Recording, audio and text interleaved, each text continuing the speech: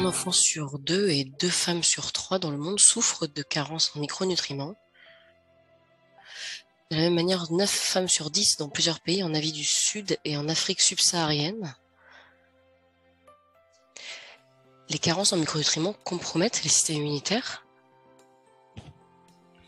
Elles empêchent la croissance de l'enfant, le développement et la performance scolaire en limitant le potentiel humain dans le monde entier. Cela affecte également les pays à haut revenu. Au Royaume-Uni et aux États-Unis, entre 1 femme sur 3 et 1 femme sur 2 sont impactées par ce phénomène. Les carences en fer sont prévalentes dans 1 femme sur 5 dans les 2 pays. L'estimation de 2 milliards de personnes dans le monde qui souffrent de carences en micronutriments est une sous-estimation majeure. Les solutions comprennent d'améliorer l'accès aux nourritures riches en micronutriments, à des nourritures basées sur les animaux, des légumes aux feuilles foncées, aux haricots ainsi qu'aux lentilles, de fortifier les nourritures de base et les condiments, de développer des cultures qui sont plus nutritives et qui sont bio-fortifiées, fournir des compléments à ceux qui en ont le plus besoin, comme les femmes enceintes et les enfants mal nourris.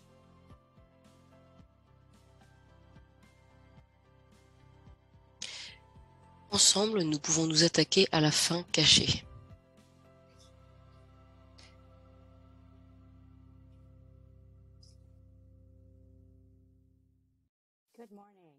Bonjour à toutes et à tous, bonsoir, à tous les participants et aux orateurs qui participent aujourd'hui au nom du Forum sur les micronutriments et de GAIN.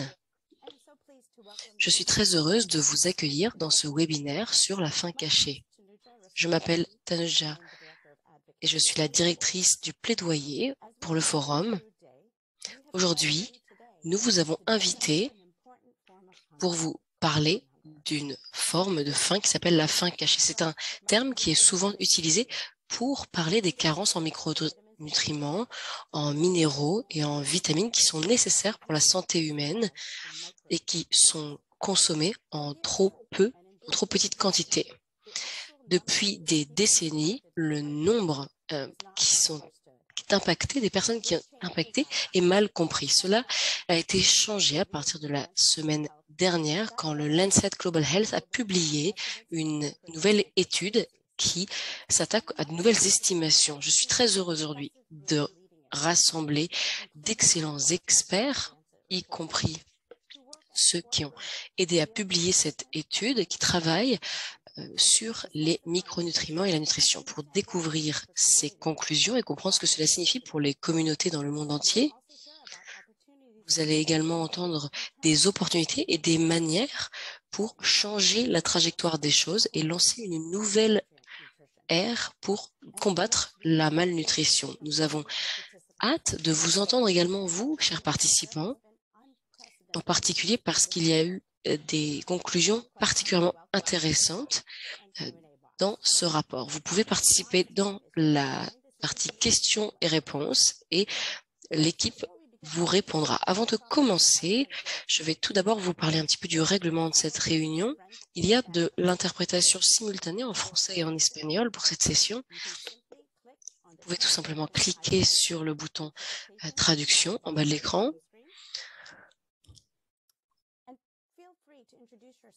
N'hésitez pas à vous présenter avec votre nom, votre organisation et votre pays dans le chat. Vous pouvez également noter votre nom sur Zoom. Vous pouvez poser les questions, comme je l'ai dit, dans la fonction questions et réponses et indiquer à qui vous souhaitez la poser en particulier. Pour tout souci technique, n'hésitez pas à envoyer un message technique direct à l'équipe d'assistance. Alors maintenant, passons à notre session. Notre panel aujourd'hui sera suivi de remarques par Saskia Osentarf qui a une grande annonce à faire. Je suis maintenant très heureuse de présenter Dr Mduduzi Mbouya, qui est le directeur du leadership en matière de connaissances à l'Alliance mondiale pour l'amélioration de la nutrition. Il est en charge d'utiliser les preuves pour concevoir les programmes sur les systèmes alimentaires. Docteur Mbouya, nous vous accueillons. Maintenant, je vous donne la parole. Bonjour à tous et merci beaucoup Tanoja pour l'introduction. Merci à vous d'être ici aujourd'hui. Je m'appelle Mdoudouzi Mbouya, je suis directeur du leadership en matière de connaissances à l'Alliance mondiale pour l'amélioration de la nutrition et je voudrais vous accueillir de manière chaleureuse pour cet événement très spécial. Je suis très honorée de faire ces remarques d'ouverture au lancement de ces nouvelles estimations mondiales sur les carences en micronutriments qui ont été publiées dans le Lancet Global Health la semaine dernière. Je vous remercie tous pour votre intérêt dans les conclusions qui sera suivi ensuite par un panel d'experts aujourd'hui, suivi par ce que j'espère sera une bonne discussion. Mon travail concernant la nutrition, ces 2 dernières décennies, en particulier mon travail formateur dans mon pays natal, le Zimbabwe, m'ont rendu extrêmement au courant des effets de la sous-nutrition. Une partie de mon travail comprend des interventions pour les communautés qui sont désespérément affectées par la sous-nutrition et la faim. En tant que stagiaire au ministère de la Santé et du Bien-être pour les enfants, ça faisait partie de notre travail de comprendre les effets de la santé et de soutenir les enfants grâce à des programmes de nourriture. Lorsque j'ai rejoint le secteur des ONG, je me suis plutôt concentrée sur les interventions. Une autre dimension de ce travail comprend des enquêtes anthropométriques pour aider la conception des programmes d'assistance alimentaire. Donc, bien que cela fait partie du passé, le fait de se concentrer sur la santé domine encore dans le discours national et global aujourd'hui. Et ça, c'est pour une bonne raison. La faim déclenche une réponse émotionnelle, c'est associé avec la perte de vie et de moyens de subsistance. Cela affecte le développement socio-économique de communautés. Nous enregistrons le nombre de personnes qui se couchent chaque soir en ayant faim. On sait par exemple que la faim a augmenté d'environ 46 millions depuis 2020, d'après le rapport SOPHI, et de 150 millions depuis 2019. Nous suivons le nombre d'enfants qui souffrent d'émaciation et de manque de poids et nous visons des réponses en fonction. Mais comme nous l'entendrons de Dr. Ossendarp, ce qui est familièrement appelé faim cachée est tout aussi dévastatrice. Malgré le fait d'avoir peu de symptômes identifiables, les carences en micronutriments peuvent amener à des systèmes immunitaires compromis et empêcher le développement et la croissance humaine normale et affecter le potentiel économique humain. On peut dire qu'on ne peut pas diminuer ou suivre le progrès de ce qu'on ne peut pas contrôler ou mesurer. Donc, depuis 30 ans, des scientifiques, les planificateurs de programmes, les décideurs politiques et les fondateurs ont constamment fait référence au chiffre de 2 milliards pour estimer le nombre de personnes qui souffrent de cette faim cachée.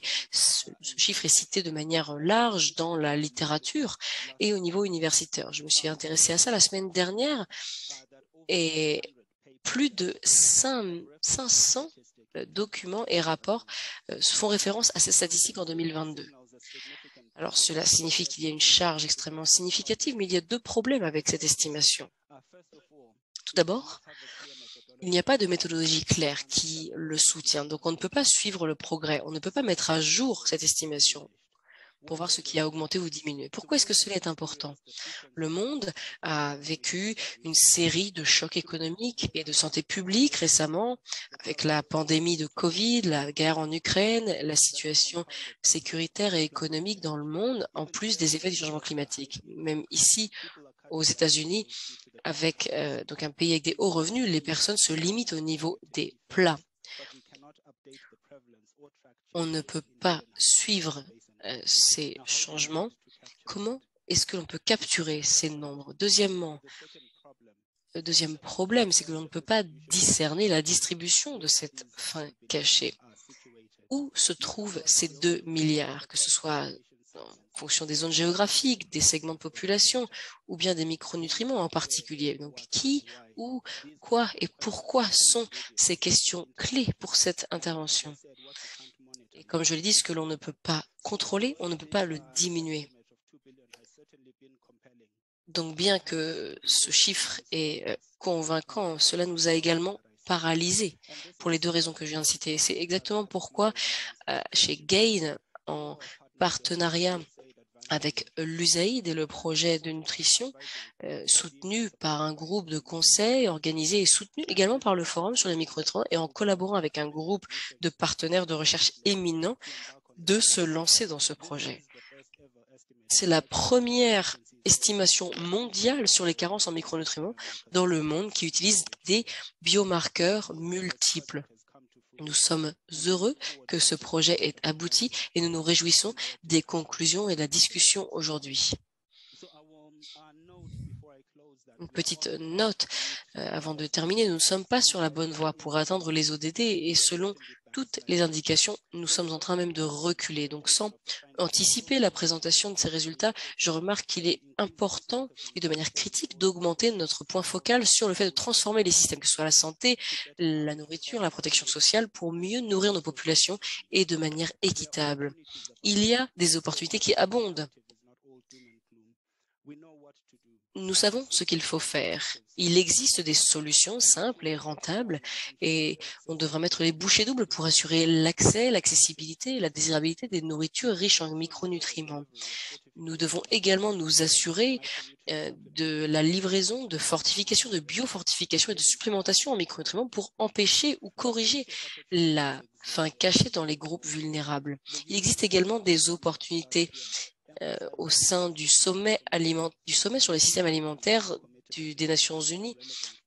L'an dernier, de nombreux pays sont engagés pour agir dans leur contexte. Plus tôt cette année, des leaders africains ont lancé l'année de la nutrition en fournissant également des engagements. Le mois dernier, la Maison-Blanche a également organisé une conférence sur la santé, la nutrition et la santé pour catalyser les secteurs privés et publics, pour trouver une stratégie coordonnée pour en terminer avec la faim, améliorer la nutrition. Aujourd'hui, en tant que participant, j'espère que vous prendrez cela comme un appel à action. En tout cas, chez Gain, c'est ce que l'on considère. J'ai de l'espoir qu'une nouvelle ère de transformation des systèmes alimentaires dans lequel la faim cachée se trouve au centre et où on pourra autonomiser les partenaires et les groupes nationaux. Et donc, sans plus attendre, je vais maintenant donner la parole à mon collègue et à l'un des auteurs principaux du papier du Lancet, Dr. Ty Beal. Nous sommes extrêmement reconnaissants aux partenaires qui sont impliqués dans ce travail et en particulier l'USAID. Donc maintenant, pour commencer le panel, je suis heureuse d'accueillir Ty Beal, conseiller en recherche, en leadership des connaissances chez Gain, où il travaille sur des nouvelles données sur la prévalence des carences en micronutriments. Ty travaille pour comprendre ce que les gens mangent et comment cela les affecte. Ty va maintenant nous présenter le résumé de son travail. Merci Thanos, je suis très heureux de vous voir aujourd'hui. Je vais me présenter sur les résultats clés du papier, du document, donc du Lancet. Donc je vais être rapide et bref et je serai heureux de répondre aux questions ensuite. Diapositive suivante, s'il vous plaît. Donc tout d'abord, concernant la méthode. Indu l'a présenté au départ tout à l'heure. C'est la première analyse mondiale sur les carences des micronutriments, en particulier sur des micronutriments en particulier comme la vitamine A par exemple. Mais nous n'avons pas eu d'analyse auparavant sur le sujet, sur la prévalence de carences en particulier. Donc cela signifie d'avoir de nombreux biomarqueurs de différents micronutriments parmi les mêmes groupes d'individus. Donc, nous nous sommes concentrés sur deux populations, donc les enfants en âge préscolaire et les femmes en âge de procréer. Il est important de garder en tête que c'est un tiers de la population mondiale. Il y a 2/3 de la population qui n'est pas évaluée dans l'étude, où l'on voit également une prévalence de carences. Nous nous sommes concentrés sur 6 nutriments en particulier. Nous avons fait des analyses au niveau donc national, pour le fer, le zinc, le folate, la vitamine A, la vitamine B12 et la vitamine D. L'estimation mondiale concerne les deux groupes de population et se sont concentrés en particulier donc sur le fer, le zinc et la vitamine A pour les enfants et pour les femmes entre 15 et 49 ans, le fer, le zinc et le folate. Nous avons établi des seuils qui sont établis en termes de consensus dans le domaine. Ce sont les seuils qui sont les plus utilisés. Nous avons également ajusté en termes d'inflammation les dernières preuves. Ce tableau vous montre ce que l'on a utilisé et comment nous avons divisé donc avec les différents micronutriments et les biomarqueurs. Je ne vais pas m'attarder sur cette diapositive. Vous pourrez revoir cela plus tard et vous verrez cela également dans le document quand vous le lirez. Voilà les conclusions auxquelles nous sommes arrivés. Un enfant sur deux en âge qui ont ainsi que deux femmes sur trois en âge de procréer sont affectées par au moins une carence en micronutriments. Diapositive suivante, s'il vous plaît.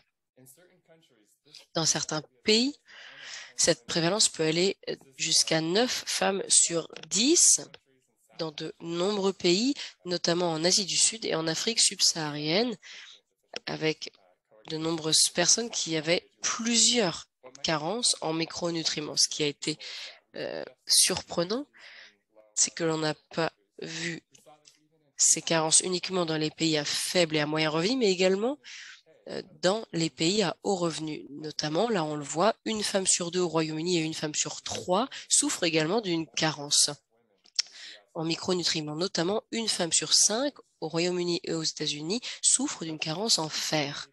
Alors, ce tableau vient du document et cela montre la prévalence des micronutriments et on voit en particulier les pays qui ont des biomarqueurs. On voit pour les enfants, notamment au Cambodge, au Cameroun, en Inde, où il y a une prévalence de 80% pour au moins un micronutriment en termes de carence. Les différentes couleurs peuvent représenter ici la prévalence de au moins un micronutriment. Et vous voyez donc la partie grise qui montre que la prévalence est donc de au moins 2 ou plus micronutriments. Cela peut aller jusqu'à 72% pour les femmes dans certains pays.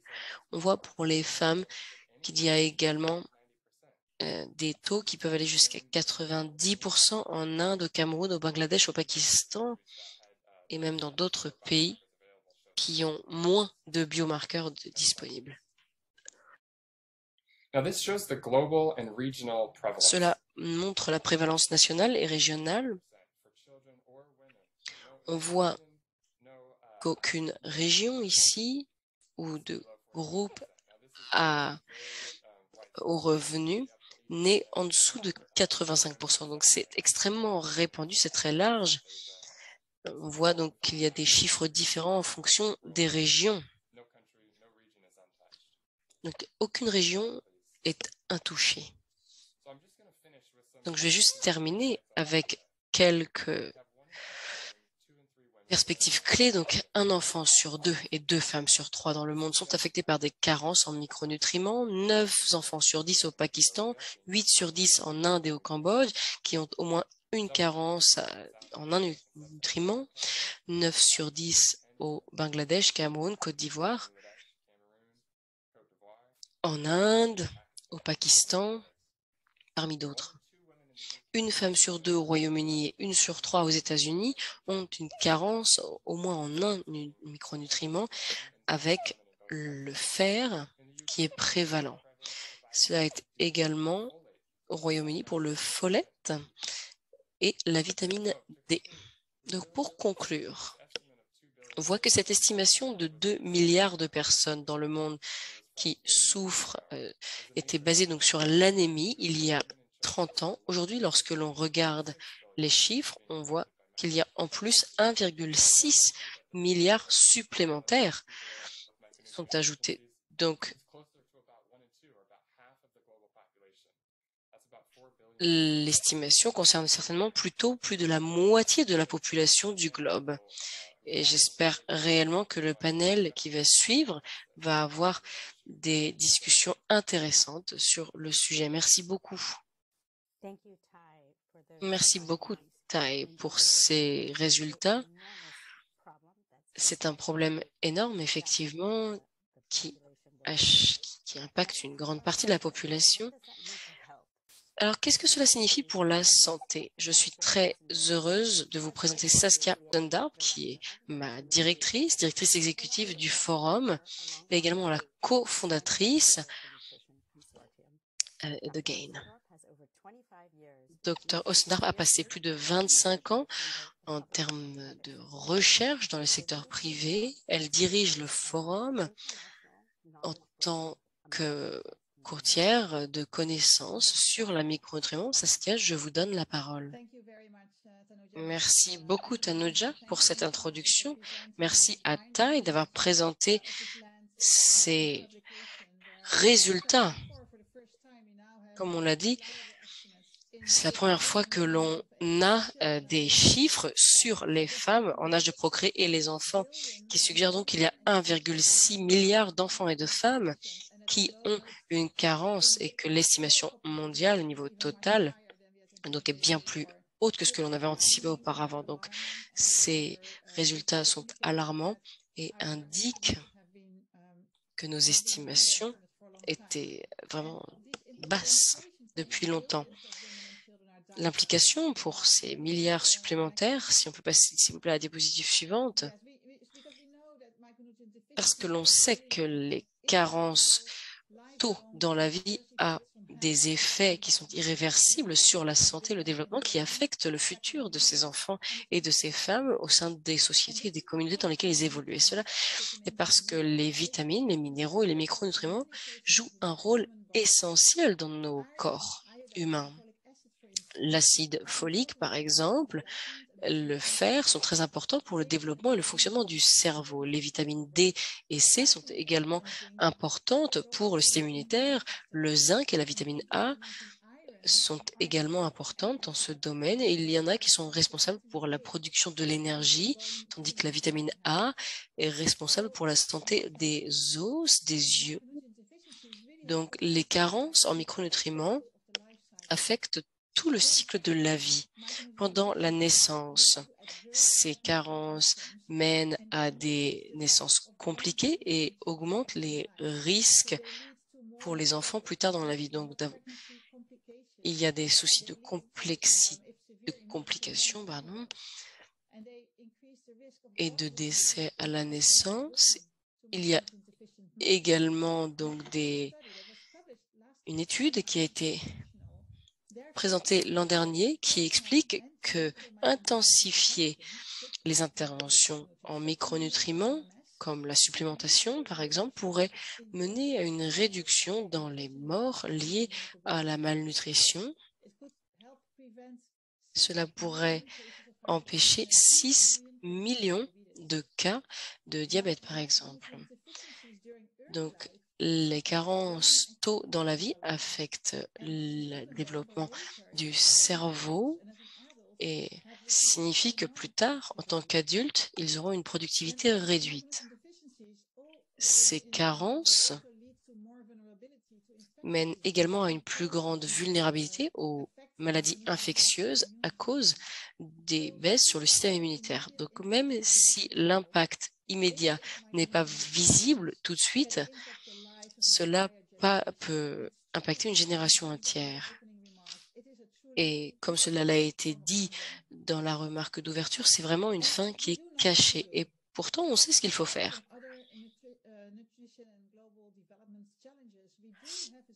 À l'inverse d'autres challenges, d'autres défis, nous avons des solutions rentables et simples qui sont possibles avec une approche holistique, intégrée, où l'on peut améliorer la qualité et la livraison de ces interventions dans les différents secteurs de la protection sociale, de la santé et de la nutrition. Nous devons nous assurer tout d'abord que tout le monde a accès à des nourritures riches en nutriments, donc des légumes, des oranges, des fruits rouges, des haricots, des lentilles.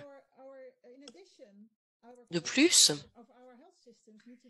notre système de santé doit livrer ces messages. Et il faut fournir des suppléments, des compléments pour ceux qui sont dans le besoin, comme les femmes enceintes. Nos systèmes alimentaires doivent accueillir la diversité de la production et fournir de la fortification et investir dans des cultures biofortifiées. Les interventions agricoles sont nécessaires pour augmenter ces interventions et pour terminer, la protection sociale doit également assurer un accès égal et équitable à ces programmes et s'assurer que ces femmes ne sont pas laissées derrière. Il faut intégrer ces interventions dans les systèmes et, comme je l'ai dit auparavant, investir dans des données pour contrôler et pour évaluer. Mais il n'est pas impossible d'atteindre les ODD car les carences en micronutriments et les interventions font partie des interventions les plus rentables qui sont disponibles. Avec l'impact que cela a sur la productivité économique, il donne un retour sur investissement de 16 à 35%. C'est donc quelque chose d'intelligent à faire pour les gouvernements. Il faut que l'on agisse ensemble aujourd'hui. L'une des conséquences de la COVID-19 a été des interventions sur les micronutriments complexes. La plupart de ces interventions sont ressorties d'un consortium qui ont estimé les conséquences sur les micronutriments. Cela confirme qu'ensemble, on peut être bien plus puissant et on peut accélérer le progrès bien plus que lorsque l'on agit seul. Ensemble, on peut réellement atteindre un avenir meilleur pour ces 1,6 milliard d'enfants et de femmes. Merci.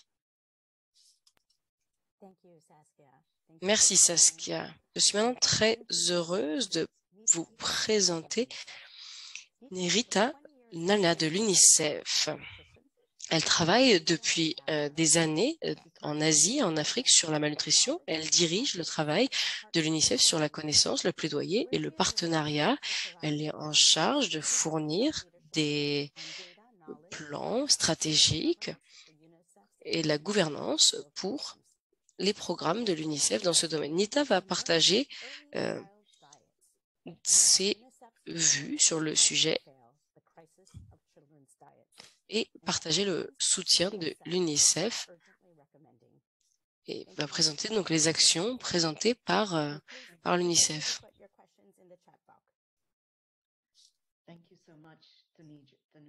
Merci beaucoup Tanuja. Bonjour à tous. Merci au Forum sur les micronutriments et GAIN pour organiser ce webinaire important. Ces estimations à jour sur les carences en micronutriments arrivent à temps.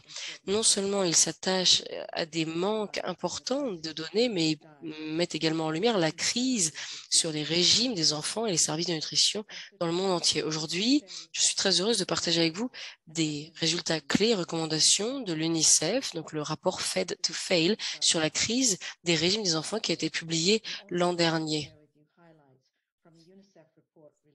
Et je suis très heureuse de partager avec vous les résultats du rapport aujourd'hui par Child Food Poverty. Ensemble, nous avons donc une fondation forte sur laquelle baser notre plaidoyer et soutenir les actions accélérées pour améliorer les services, les pratiques et les régimes.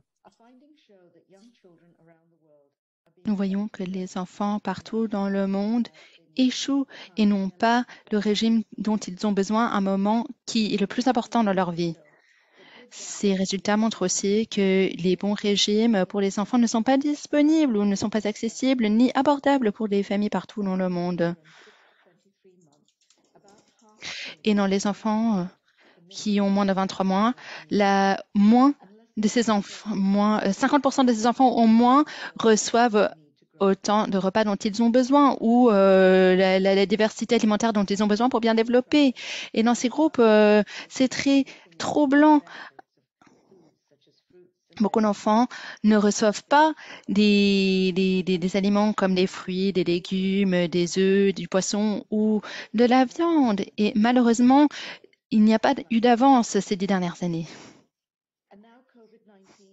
Et maintenant, suite à la COVID-19, le conflit, le changement climatique, ceci nous a mené à une crise alimentaire et a créé encore plus de défis pour les enfants. Dans les 15 pays qui ont le plus de problèmes, la Corne de l'Afrique, le Sahel et d'autres endroits, nous estimons que 8 millions d'enfants souffrent de malnutrition sévère. 27 millions vivent dans une situation de précarité alimentaire et 40 millions sont affectés par une pauvreté alimentaire très sévère. Au début de ma présentation, j'ai mentionné qu'UNICEF venait de lancer un nouveau rapport sur la pauvreté alimentaire chez les enfants. Mais alors, qu'est-ce que c'est et comment pouvons-nous le définir? Il s'agit d'un manque de capacité de l'enfant d'avoir accès ou de consommer certaines choses pendant son enfance. Ce sont des enfants qui, moins de 5 ans, qui ne consomment pas assez des aliments de tous les 4 groupes. Et il y a une différence entre la pauvreté alimentaire modérée et sévère. Modérés ont de 3 à 4 des groupes d'aliments. Et là où c'est sévère, c'est les enfants qui consomment un régime très pauvre, avec au mieux des groupes alimentaires, souvent des grains ou des céréaux et peut-être du lait. Donc, globalement, 2 enfants sur 3 des 478 millions d'enfants vivent dans la pauvreté alimentaire et 1 enfant sur 3, ou juste en dessous des 2 milliards d'enfants, vivent dans une situation de pauvreté alimentaire sévère. Et ensemble, dans l'Asie, l'Afrique subsaharienne, entre autres, eux hébergent plus de 2 tiers des enfants qui vivent dans la pauvreté alimentaire. Prochaine diapositive, s'il vous plaît. Donc, l'UNICEF appelle une plus grande redevabilité pour éliminer la pauvreté alimentaire chez les enfants. Depuis trop longtemps, les régimes des enfants ont été abordés avec des actions fragmentées qui n'améliorent pas la situation. Nos actions pour améliorer les régimes des enfants doivent mettre en exergue des bons aliments, des bons services et des bonnes pratiques.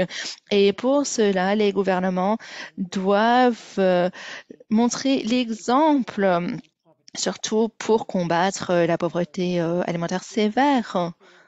Ils doivent assurer des politiques cohérentes et des bons programmes dans les secteurs et les systèmes de façon transversale. Ensemble avec la société civile, nos partenaires privés, entre autres, nous devons mobiliser les 3 systèmes qu'on a mentionnés avant, donc la nourriture, la santé et les systèmes de protection sociaux pour que les enfants aient des meilleurs régimes partout, y compris dans des endroits de crise humanitaire ou des endroits fragiles. Les premières 3 actions souhaitent transformer le système alimentaire en augmentant l'accessibilité et l'abordabilité des bons aliments, y compris les fruits, les légumes, les œufs, le poisson, la viande et les aliments fortifiés, en améliorant leur production et leur distribution et en mettant en œuvre une législation nationale et des normes internationales. Ceci pourrait abriter les enfants de pratiques de marketing nocives ainsi que des mauvais aliments. Il faut aussi utiliser tous les canaux, y compris le numérique, pour arriver aux donneurs de soins, pour améliorer la nutrition des enfants et pour augmenter la désirabilité des bons nutriments, des bons aliments. Il y a 2 autres actions critiques et essentielles pour mobiliser le système de santé. Il faut que les aides-soignants aient plus d'accessibilité aux services et il faut plus de travailleurs et d'agents avec des suppléments et les aliments fortifiés qu'il faut donner aux enfants qui sont à risque de carence et d'anémie. Sinon, il faut penser à la protection sociale, il faut concevoir des transferts sociaux, il faut qu'il y ait du liquide, de l'aliment, des bons qui soutiennent un bon régime chez les enfants, y compris dans des endroits fragiles et pour répondre à des crises humanitaires. En utilisant des des programmes de protection alimentaire. Nous devons utiliser ces programmes pour comprendre comment nourrir les enfants. Nous devons apporter un service de conseil et encourageant l'utilisation des services disponibles. Je terminerai cette présentation en disant que ce rapport d'UNICEF et le rapport sur la pauvreté alimentaire pour les enfants sont disponibles sur le site web d'UNICEF. Je vous remercie de votre attention et oui, merci beaucoup de votre travail et des lignes directrices de l'UNICEF. Maintenant, nous allons parler de comment les nations font face à ce problème. Nous allons passer la parole à Annabelle, qui est directrice de recherche des programmes politiques à échelon national. Elle travaille dans la santé publique au Mexique. Elle a plus de 20 ans d'expérience dans la mise en place des stratégies pour faire face à la malnutrition ou la sous-nutrition. Elle parlera des résultats de l'étude en Amérique latine et elle nous parlera du Mexique, où ils mettent en place un grand programme qui fait partie d'un programme de protection sociale et de santé. Elle parlera en espagnol, donc nous vous demandons de bien sélectionner le bon canal. Merci beaucoup. Je vous passe la parole, Annabelle. Oui, merci beaucoup.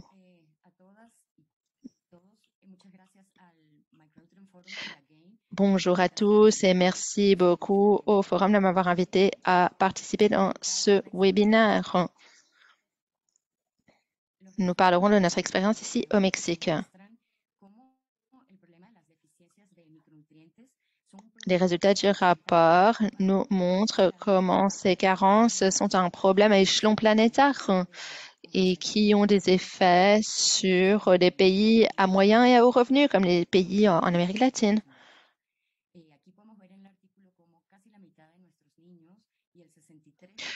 Nous pouvons voir que presque la moitié des enfants en école maternelle, ainsi que 53% des femmes d'un âge reproductif ont des problèmes de nutrition.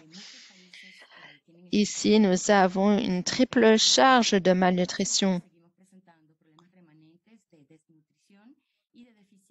Nous avons des problèmes de malnutrition et de carence de nutriments. Et il y a aussi beaucoup de nourriture en Amérique latine qui est mauvais pour le régime.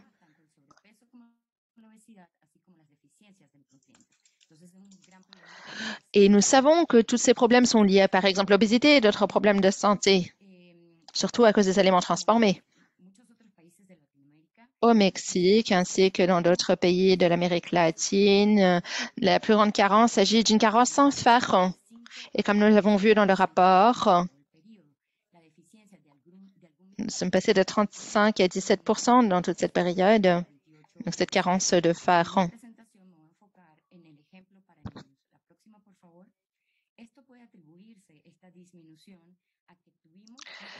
Ceci était entre 2016 et 2018-2019.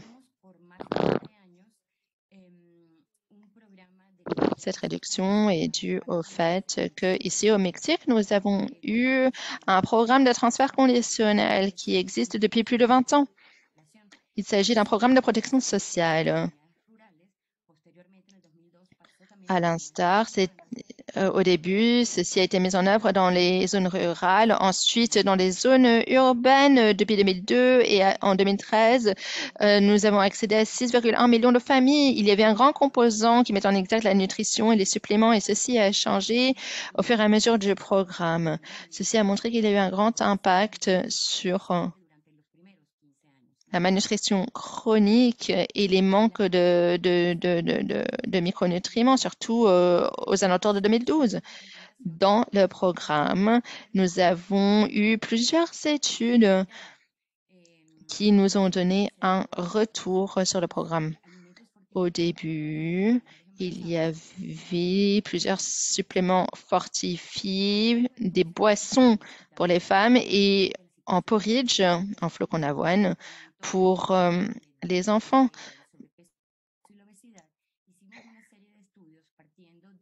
Mais comme il y avait de plus en plus d'obésité, nous avons effectué plusieurs études. Tout d'abord, une étude d'efficacité pour prouver l'effet de 3 micronutriments: la nourriture fortifiée, le sirop, ainsi que les micronutriments en poudre. Nous avons ensuite pu réduire l'anémie, le manque de fer et d'autres manques encore. Et par d'autres études, nous avons pu proposer certains changements. Ces changements étaient proposés par l'équipe de recherche. Ils proposaient de commencer à offrir les micronutriments en poudre pour les enfants, ainsi qu'en comprimé pour les femmes enceintes. Ceci a été montré par des études d'efficacité. Nous avons regardé des femmes enceintes et non enceintes. C'était une grande étude dans le pays et nous avons vu les effets car il y a eu des baisses d'anémie et de manque de fer chez les enfants dans les zones urbaines ainsi que rurales. Et c'est pourquoi, en 2013, nous avons proposé ce changement que j'ai déjà cité. L'équipe de recherche a proposé donc des comprimés pour les femmes enceintes et des micronutriments en poudre pour les enfants. Sinon, nous avons décidé de continuer à donner de la bouillie, du porridge chez des enfants de 1 ou 2 ans. Après, il y a eu beaucoup de points positifs. Je n'ai pas beaucoup de temps, mais je vous parlerai des grands enseignements que nous avons tirés de ces études. Car c'était un programme national, nous avons pu donner des suppléments à échelon local. Et le gouvernement a donc pu s'approprier du programme. Et ceci a garanti sa durabilité. Ensuite, au niveau du système de gouvernance, qui était très, très important, ceci a facilité la livraison des suppléments et nous a aidé à vraiment avoir de bons résultats. Ensuite, pour ce qui est des défis, il y en avait beaucoup. Depuis 2012, nous avons noté une baisse dans nos progrès, une stagnation des progrès et avec les experts, nous avons compris qu'il s'agissait et que c'était à cause de la complexité de l'amplification du programme, car nous voulions arriver à 1,6 million de familles et le programme était très compliqué et il y avait un manque de stratégie. Et aussi, il y a eu des changements de régime. Il y avait plus de consommation d'aliments transformés. Nous avons compris qu'il fallait être plus dynamique au fur et à mesure du projet, surtout parce que nous avons mis en place des changements chez notre programme de suppléments et aussi nous avons regardé d'autres éléments.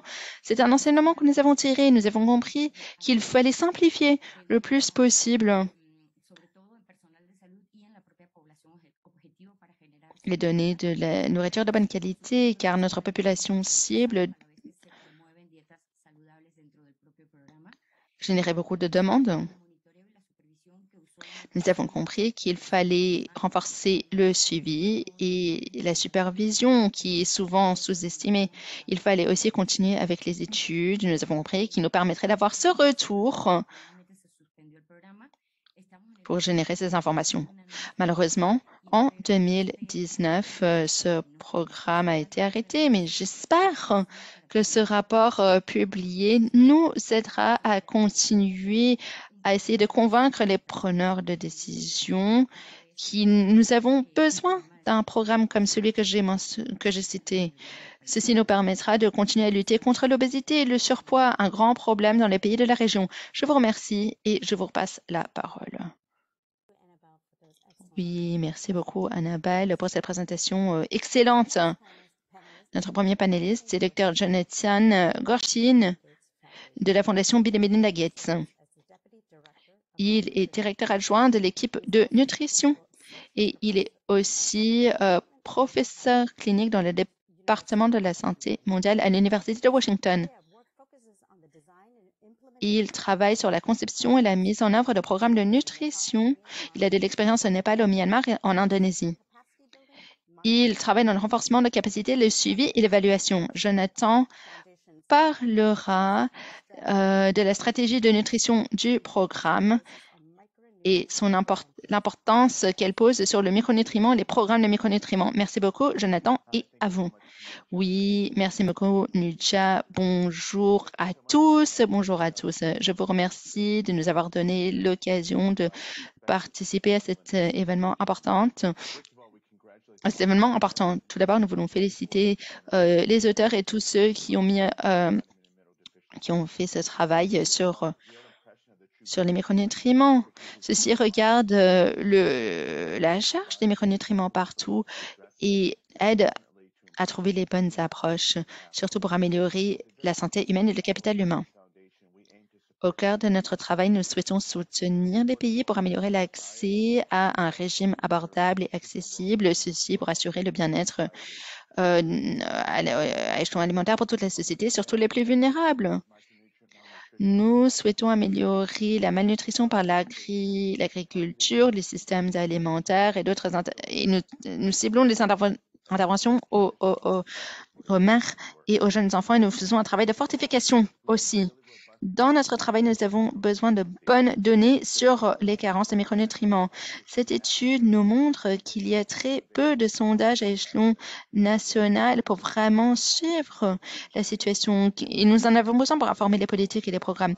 Et même si ces sondages sont disponibles, ils sont datés de 5 à 10 ans.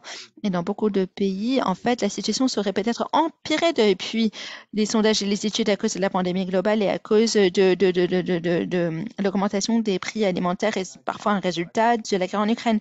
Nous faisons un recueil de données, mais nous reconnaissons que ceci coûte beaucoup et c'est invasif.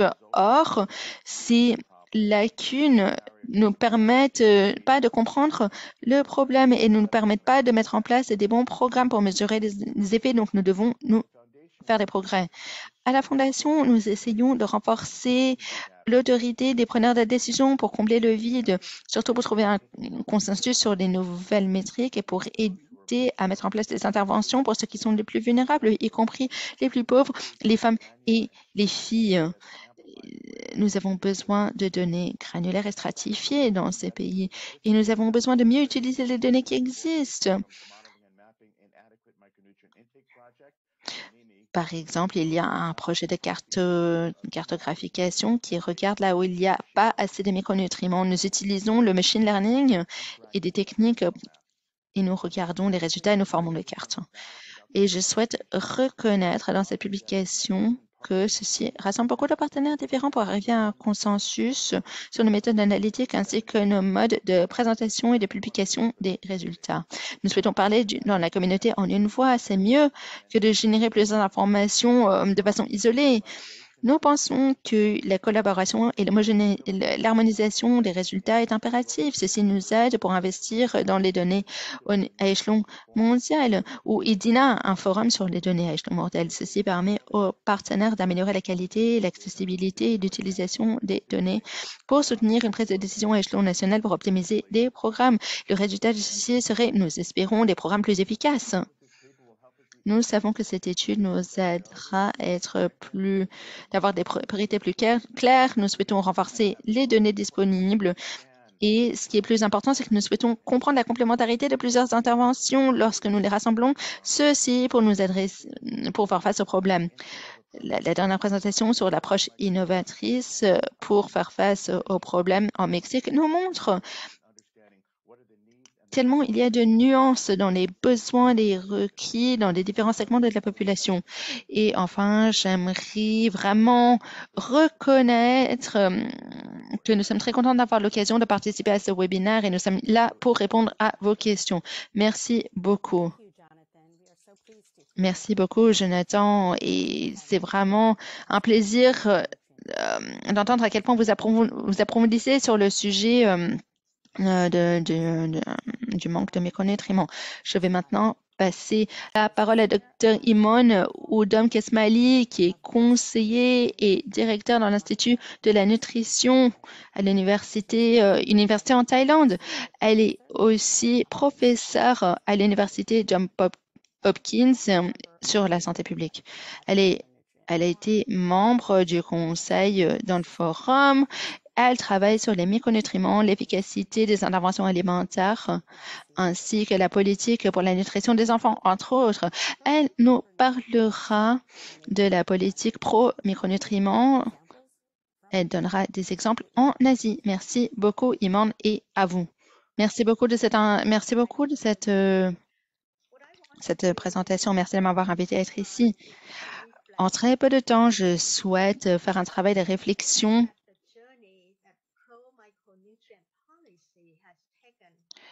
et regarder l'évolution de la politique depuis le début. Et il me semble que nous devons revisiter ce qui a été déjà fait.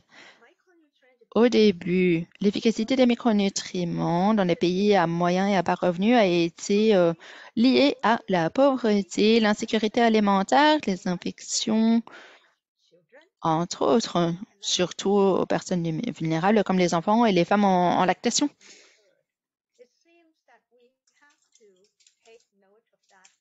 Nous devons prendre note de cet effet.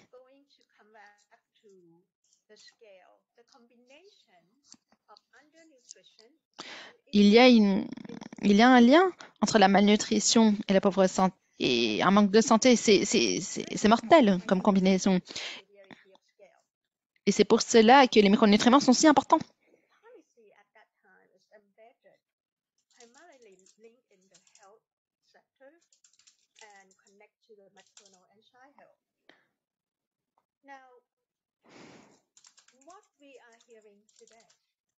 Alors, qu'est-ce que l'on nous dit aujourd'hui à propos des données à échelon planétaire? Ceci nous montre que la carence en micronutriments existe aussi dans les populations plus riches, où ils ont des problèmes de maladies non transmissibles et de l'obésité.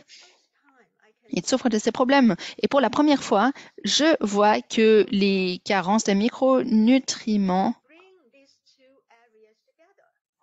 nous montrent comment nous pouvons rassembler plusieurs sujets, comment nous pouvons nous unir à d'autres partenaires pour être plus forts. Nous pouvons nous aligner avec beaucoup de personnes et d'entités. Et après une intervention, une politique, nous pourrions vraiment faire des changements des deux côtés.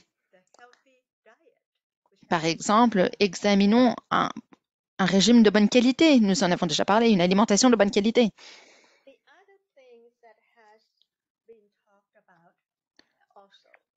Nous avons aussi parlé d'autres choses.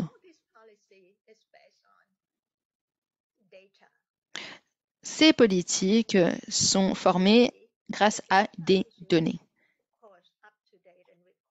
Ces données doivent être de bonne qualité, bien sûr, et mises à jour. Mais la grande question, c'est est-ce que nous avons optimisé notre utilisation des données qui existent? Nous voyons des exemples dans les pays, par exemple en Indonésie, dans les Philippines et en Thaïlande, où les données ressortent de grandes études sur la consommation. Ces données ont été synthétisées pour contribuer à des politiques, des engagements politiques à haut niveau. Pour ce mouvement des premiers 1000 jours. Cet engagement est soit à échelon présidentiel ou ministériel. Dans ce programme des 1000 jours, si vous pensez déjà à la grossesse et aux enfants jusqu'à l'âge de 2 ans, l'importance des micronutriments chez les femmes enceintes, surtout pour l'acide folique et le fer,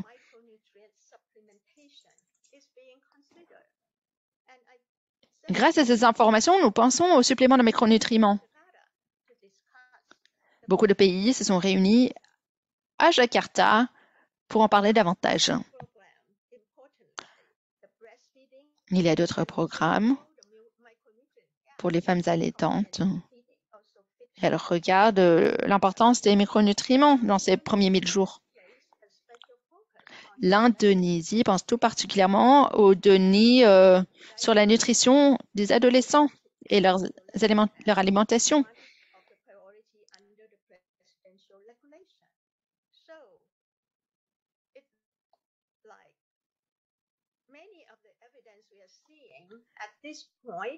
Beaucoup des informations que nous recevons maintenant nous montrent que c'est en fait les premiers 8000 jours qui sont très importants, qui sont le plus importants.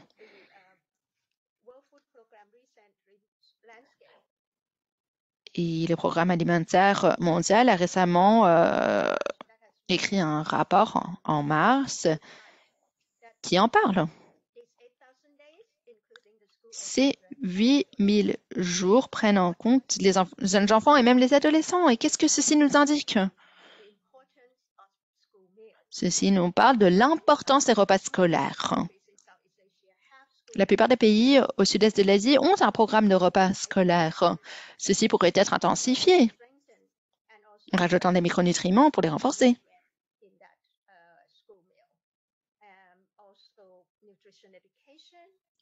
Il faut aussi une éducation alimentaire.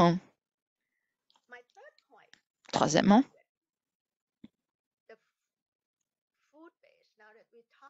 parlons de la base alimentaire. Nous avons parlé de repas scolaires, oui, mais des interventions de la base alimentaire pour les micronutriments jouent un grand rôle à grande échelle.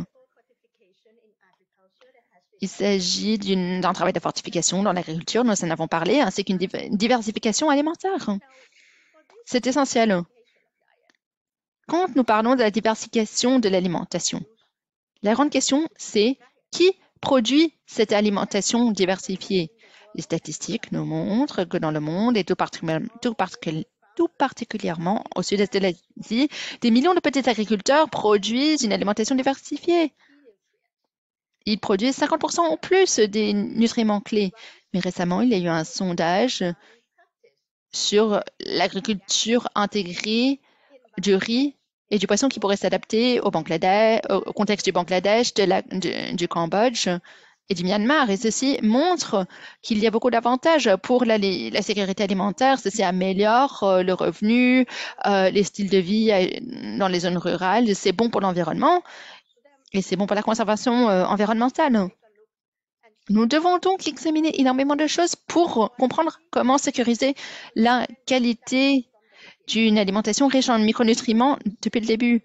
Pensons à la transformation du système alimentaire pour une bonne alimentation. Ceci vraiment devrait faire partie de notre intervention. Ceci pour vraiment réaliser nos objectifs. Tout dernièrement, pour les politiques pro-micronutriments, tout d'abord, ces politiques devraient être informées par des faits et nous avons besoin de plus d'informations, de bonne qualité, mises à jour. Ceci peut être à échelon national ou régional ou local. Sinon, les politiques doivent être intégrées. Nous doivent prendre en compte beaucoup de secteurs différents, l'éducation, l'agriculture, etc. Aussi, la science et la technologie jouent un très grand rôle. N'oublions pas ce secteur, ceci devrait faire partie de l'intégration. L'élément principal pour rendre les choses efficaces concerne l'intensification. Il faut pouvoir générer la connaissance pour pouvoir améliorer la mise en œuvre de politiques et de manière encore plus importante, les pratiques. Nous devons renforcer le fait qu'à la fin, les choses aient lieu. Mon dernier point,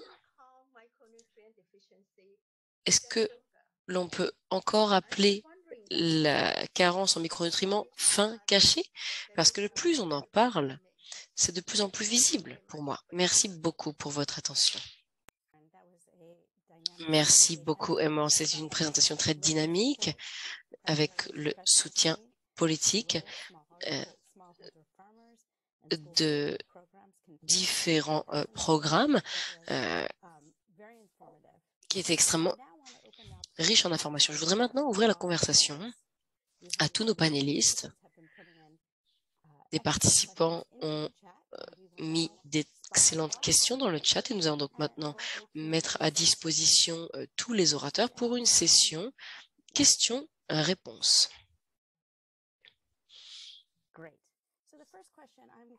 Super. Donc, je vais demander la première question à Tai. Très simplement, on parle de régime riche en micronutriments. Quelles sont ces nourritures et comment est-ce que l'on assure l'accessibilité de ces régimes?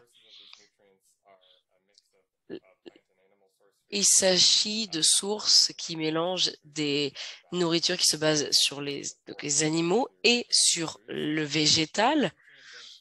Donc, il faut se baser sur des petits poissons, de la viande, d'avoir des crustacés, par exemple, des légumes. Et il y a également, par exemple, les ruminants, les œufs, le lait et d'autres produits comme le yaourt et le fromage. Mais également donc des produits comme les lentilles, les pois, les haricots. Lorsque l'on pense de ces sources qui sont des sources complètes, il faut améliorer la productivité et l'accès à ces nourritures pour celles qui sont plus accessibles, donc c'est-à-dire par exemple le chou kale, les épinards. Ce sont des aliments qui sont plutôt disponibles dans le monde, tout comme les lentilles et les haricots. Donc je pense qu'il faut améliorer l'accès à ces nourritures, les rendre plus disponibles, peut-être en les fermentant, en utilisant la biofortification pour améliorer la densité et la résilience de ces plantes. Donc, on peut s'attaquer à cette question de l'accessibilité de ces nourritures. Merci, Tai. Ma prochaine question est pour Nita. Dans le contexte de la crise alimentaire mondiale, pour laquelle UNICEF travaille jour et nuit, comment est-ce que l'on peut continuer à se concentrer sur la malnutrition et les micronutriments? Très bonne question, Tanuja. Comme je l'ai mentionné auparavant, c'est une crise complexe. Et pour répondre à des crises complexes, il faut déployer des solutions multiples. La première est de se concentrer sur la prévention. Et pour ça, des interventions comprenant la fortification alimentaire, la supplémentation, peuvent jouer un rôle important pour s'assurer que les femmes et les enfants ne passent pas d'un régime modéré à un régime sévère de carence, en tout cas. Donc, ça doit être intensifié dans les 3 systèmes sur lesquels nous nous concentrons. Et dans ces 3 systèmes, tout est responsable pour s'assurer que ces interventions préventives sont en place et à l'échelle. En même temps, nous savons que lorsque la prévention échoue, ces femmes et ces enfants ont besoin de recevoir des traitements pour sauver leur vie. Et ces traitements peuvent être non seulement pour l'émaciation, mais également pour des carences majeures, comme par exemple les femmes qui doivent être traitées pour l'anémie, pour les enfants dans des contextes particuliers où il y a d'autres carences en micronutriments. Donc, par essence, cela va à la fois donc ensemble, la prévention et le traitement, et en se concentrant majoritairement sur les plus désavantagés et les plus jeunes pour qui il faut mettre en place des mesures spéciales en utilisant les systèmes de protection sociale. Voilà quelques options qui peuvent être liées au fait de fournir de l'argent, de la liquidité par exemple, qui permettent également aux familles d'aller se payer des nutriments nécessaires et les mettre en lien avec des services où l'on sait des preuves que les mesures de protection sociale ont aidé à améliorer les résultats, en particulier les micronutriments pour les femmes et les enfants. Merci Nita. J'ai deux autres questions. Je vais les citer maintenant. Premièrement, pour Mdou, quelles sont les conséquences sur la santé des carences, en particulier dans les pays à haut revenu? Et enfin, pour Annabelle, la question suivante, comment peut-on positionner les interventions sur le premier front, on dit en première ligne de l'agenda pour la nutrition? Merci pour cette question, Tanuja. Je dirais que la réponse courte ici est de dire que la survie au niveau de l'économie et des gens est similaire. Et ce qui dépend donc des pays à revenus faibles, moyens et élevés, a surtout à voir avec la magnitude des effets et de la visibilité. Et pour ancrer cela, cette comparaison, on peut utiliser le fait que la fortification trouve son départ aux États-Unis et en Suisse, en particulier pour répondre à des symptômes cliniques de carence. Donc cela nous pointe vers le fait qu'il y a une certaine égalité en termes d'effet de ces carences. Mais par rapport à des données plus récentes, je voudrais vous parler d'une analyse détaillée qui a été publiée dans le General Health Administration il y a un mois ou deux, qui montre que la prévalence des micronutriments, l'anémie augmente aux États-Unis et cela illustre qu'il y a 4 tendances additionnelles qui peuvent nous donner des indications par rapport à certaines forces motrices derrière cela et essayer de faire un rétro-planning entre guillemets par rapport à cela. Ils se sont intéressés à différentes données de 99 à 2018 où il y a eu une augmentation de mortalité liée à l'anémie. Et deuxièmement, une prévalence de personnes avec de plus en plus de carences en fer. Il y avait également une tendance de réduction d'apport en fer dans certains produits et un déclin de l'apport de fer dans les régimes. Donc lorsque l'on regarde toutes ces tendances combinées, cela suggère qu'il y a un problème et qu'il y a des effets de mortalité qui sont liés en particulier aux carences en fer. Donc pour illustrer effectivement cela, j'espère que à la suite de ce qu'a dit Herman, c'est une problématique qui a lieu dans tout pays, même si la magnitude n'est pas forcément la même.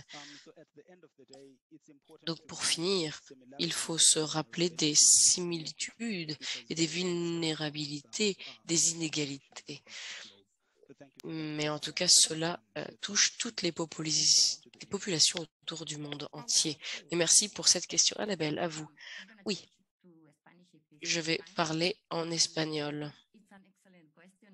C'est une très bonne question et je vous remercie.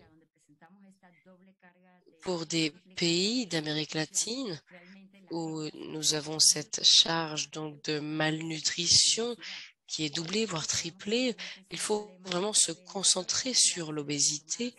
On sait que ce sont des problématiques qui doivent être adressées en même temps. On voit aujourd'hui dans ce webinaire qu'effectivement,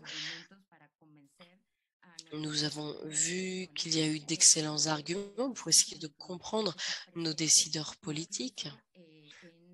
Et il faut bien montrer que c'est un besoin urgent avec des nombres élevés d'obésité dans chaque pays. Et cela doit être vu comme un problème qui doit être attaqué de manière simultanée.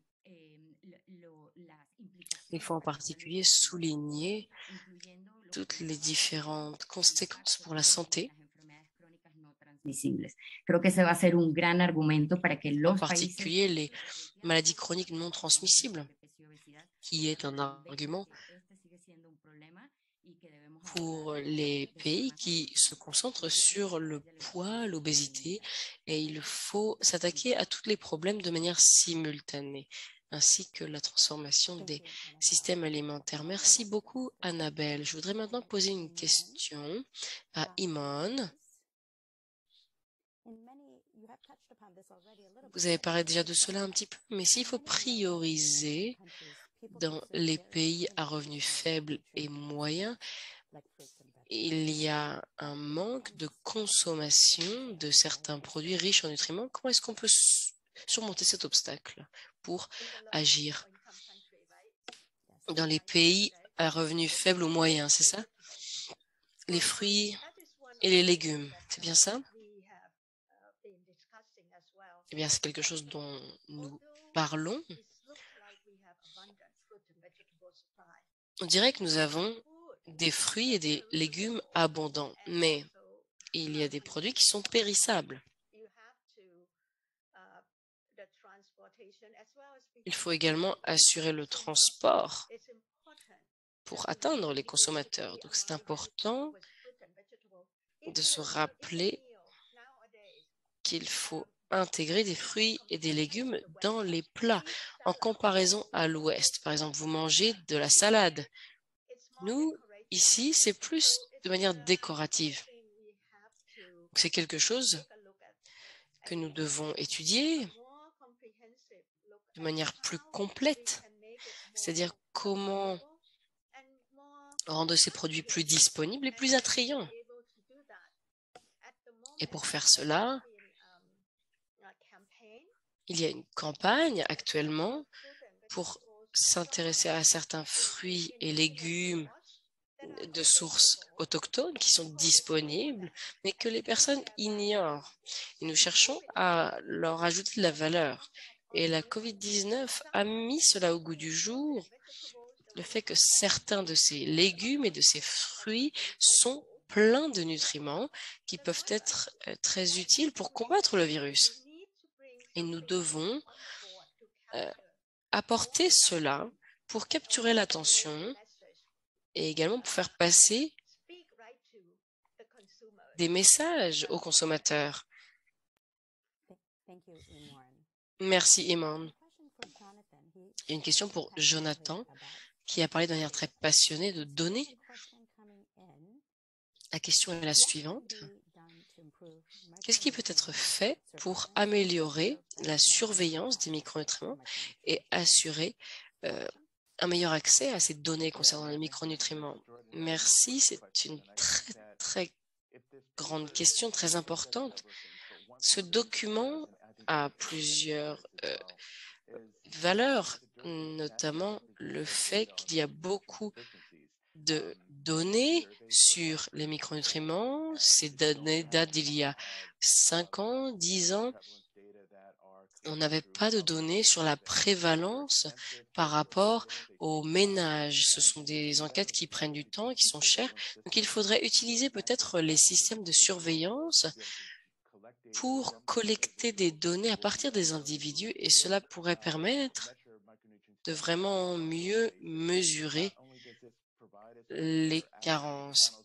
Il faut également avoir un meilleur accès au panel d'individus pour comprendre ces éléments, mais il faut donc ensuite remettre ces données d'entre les mains des gouvernements et des structures afin d'aider les systèmes d'information. Donc, il faudrait que l'on puisse avoir un meilleur accès à ces systèmes de surveillance pour les analyser, pour le contenu. Alors, on pourrait faire un meilleur travail. Alors, de manière statistique, ce serait mieux d'avoir des enquêtes au niveau national, mais il faut également comprendre que cela a un coût et que cela nous permet d'avoir une grande quantité de données. Donc, c'est une très bonne question.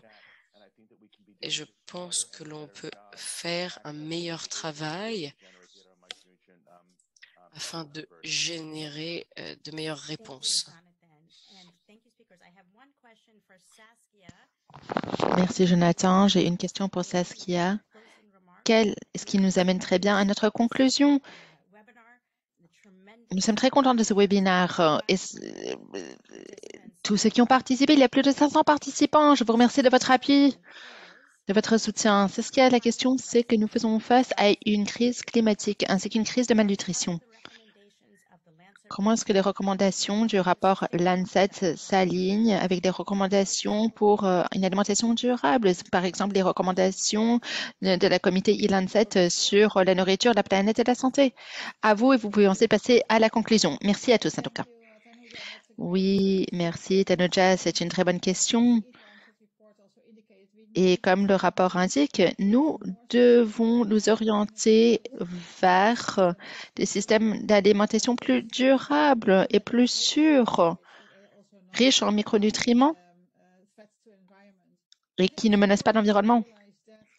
Nous devons nous rendre compte que la série et l'ancêtre dans leurs recommandations prennent en compte le fait qu'il y a un besoin de consommer nous avons besoin de consommer des petites quantités de produits des animaux. Mais dans beaucoup de pays, les gens doivent réduire cette consommation, cette consommation animale à cause des maladies chroniques. Et dans d'autres sociétés, il y a des personnes qui sont à risque de carence de micronutriments qui doivent en manger plus.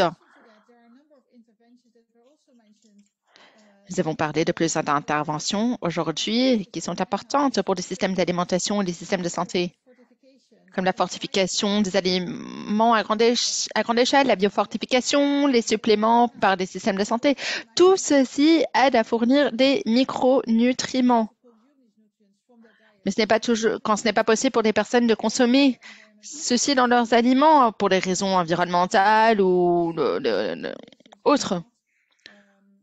Donc, sachez que ces recommandations ne posent pas des recommandations du Lancet, mais s'alignent à ce rapport.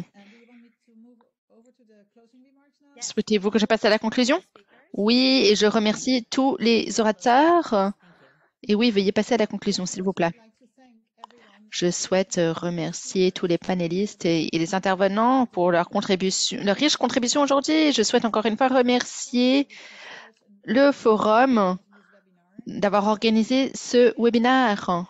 Et encore une fois, je souhaite vous remercier de votre travail et d'avoir financé ce travail si important. Et le plus important, c'est que je vous souhaite vous remercier vous tous qui ont participé dans le débat très animé. Il y a eu beaucoup de questions dans la boîte de discussion. Et nous souhaitons vous assurer que si nous n'avons pas pu répondre à ces questions, nous le ferons à l'avenir. Donc, nous prendrons note de chaque question. Et d'ailleurs, n'hésitez pas à nous contacter si vous avez encore des questions brûlantes. Les données qui ont été représentées et présentées aujourd'hui sont très importantes. La carence en micronutriments est un problème à échelon planétaire. Un problème plus important que ce qu'on avait pensé auparavant. Nous n'avons pas fait assez d'avance pour l'instant. Cependant, comme nous l'avons dit, nous avons des solutions accessibles, disponibles, que nous pouvons utiliser pour faire face à ce problème. Après, pourquoi est-ce que nous n'avons pas fait assez d'avance? C'est vrai qu'on a posé beaucoup de questions à ce sujet dans la session questions-réponses et il y a plusieurs raisons pour ceci. Tout d'abord, nous n'avons pas encore investi assez dans cette approche holistique et intégrée qui prend en compte les systèmes de santé, les systèmes d'alimentation, entre autres. Après, il y a un paradoxe. Nous n'avons pas parlé de l'iodine beaucoup dans cette présentation. Non. Mais une de nos plus grandes réussites, c'est l'iode dans le sel qui a diminué les problèmes de carence d'iode. Mais ceci a aussi mené à cette fausse idée que le problème a été résolu. Ceci nous amène à un paradoxe. Après, on l'a dit plusieurs fois et c'est souligné dans le rapport. Non, des données restent essentielles pour avancer. Comme on l'a déjà dit plusieurs fois, il est important de prendre en compte que les données représentées dans cette publication sont des sondages avant l'année 2020 et nous savons que le monde a changé depuis. Le monde maintenant fait face à une accumulation de crises qui affaiblit la sécurité alimentaire et la sécurité de santé. Le changement climatique, la COVID-19, entre autres, et d'autres conflits ont augmenté le nombre de personnes qui sont à risque de carence de micronutriments, tout simplement parce qu'ils ne peuvent plus se permettre de bien manger avec des aliments riches en bons nutriments. Les nouvelles données suggèrent que le changement climatique rajoute à la charge. Ceci est des défis sur le contenu des aliments ainsi que le rendement des nutriments. Mais nous souhaitons terminer avec un peu d'espoir, car ce rapport change les règles du jeu et ceci nous permet d'avancer dans la sécurité alimentaire. Ceci nous permettra de construire des systèmes plus durables. Et comme nous l'avons déjà dit aujourd'hui, ceci nous permet de renouveler notre appel à l'action, de redoubler nos efforts pour combattre ces carences. Et pour ce faire, je suis heureuse de vous dire que le Forum aura sa 6e conférence la nutrition pour la résilience pour assurer la sécurité des micronutriments dans un ère de défis complexes d'échelon planétaire. Ce sera l'année prochaine. Et comme nous l'avons dit, il y a des millions de personnes partout dans le monde qui sont affectées par cette crise, par beaucoup de crises. Et donc, le thème est essentiel. Nous approfondirons l'interdépendance des micronutriments ainsi que la résilience des individus, des communautés, de ceci dans le contexte d'un monde en crise et de nouveau normal. Nous parlerons des interactions, des interventions avec les micronutriments et nous parlerons des autres crises. Nous reconnaîtrons que les micronutriments sont vraiment au cœur de tous ces sujets. Nous parlerons de la biologie, l'efficacité, de la sécurité, l'implémentation de ceci dans nos environnements.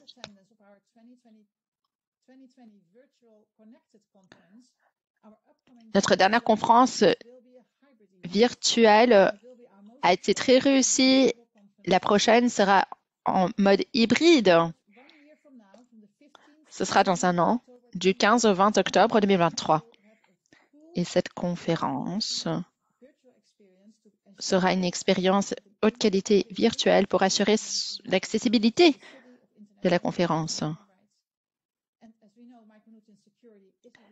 Et nous savons que la sécurité des micronutriments est un droit de l'homme.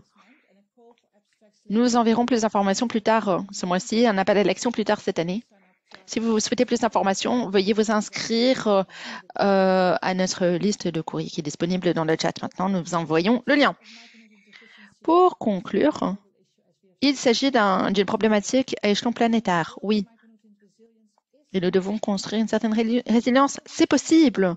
Il n'y a pas de raison pour laquelle nous ne pourrions pas donner ce droit à des milliards d'enfants et de femmes pour qu'elles puissent survivre. Et pour qu'ils puissent survivre.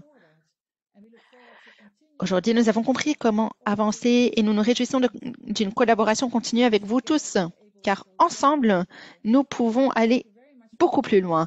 Nous vous remercions de votre attention et nous vous souhaitons à tous une très bonne journée et veuillez rester en contact. Je vous remercie.